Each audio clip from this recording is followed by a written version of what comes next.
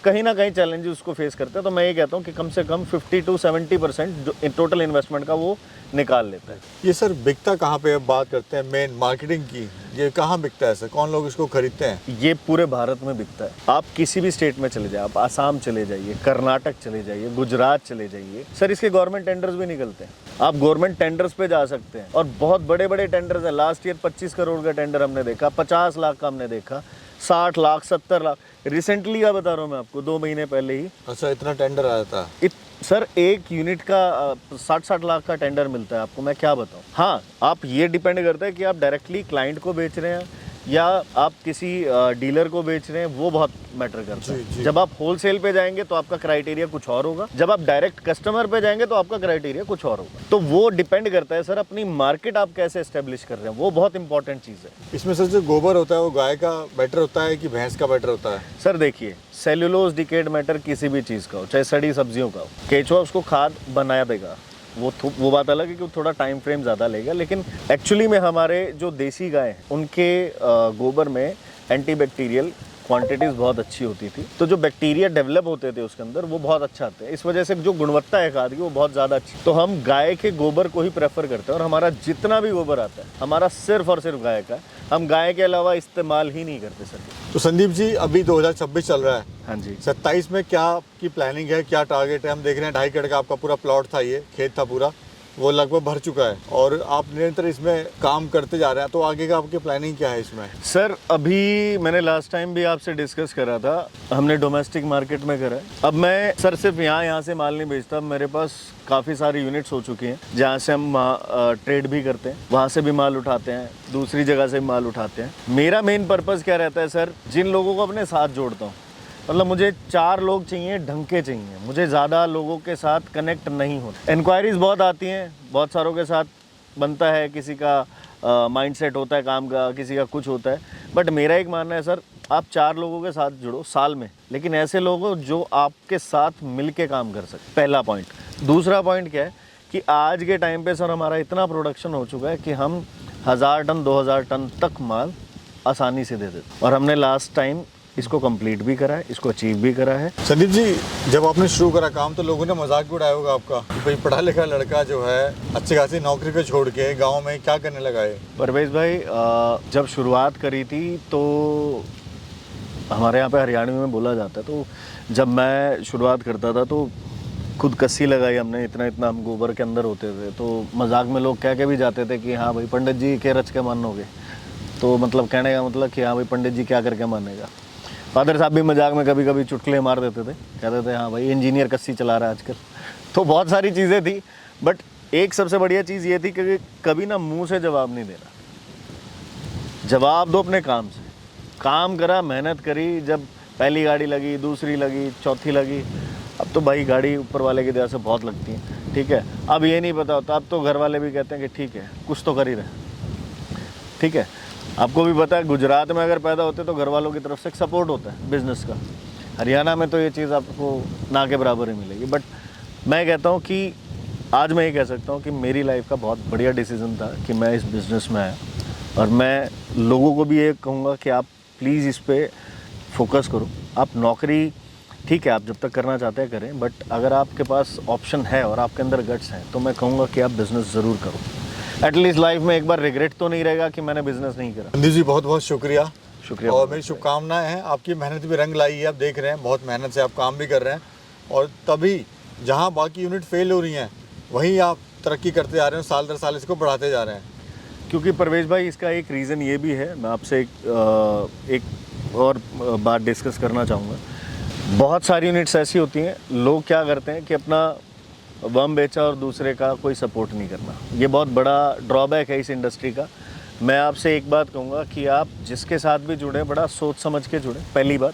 दूसरी चीज़, लोगों की यूनिट बंद इसलिए होती है क्योंकि लोग या तो बिज़नेस को समझते नहीं हैं, और अगर समझते हैं तो वो मेहनत नहीं करना चाहते, क्योंकि आपका बहुत बड़ा रोल होगा किसी भी बिज़नेस को चलाने में। अगर आप सही तरीके से सही चीज़ को एनालाइज करके और इन्वेस्टमेंट करते हैं और मेहनत कर सकते हैं तो ये बिज़नेस कोई ख़राब बिज़नेस कोई ख़राब नहीं है। हाँ, अच्छा खासा इसमें बहुत अच्छा है, क्योंकि इसमें मार्जिन्स आपको बहुत अच्छे मिल सकते हैं।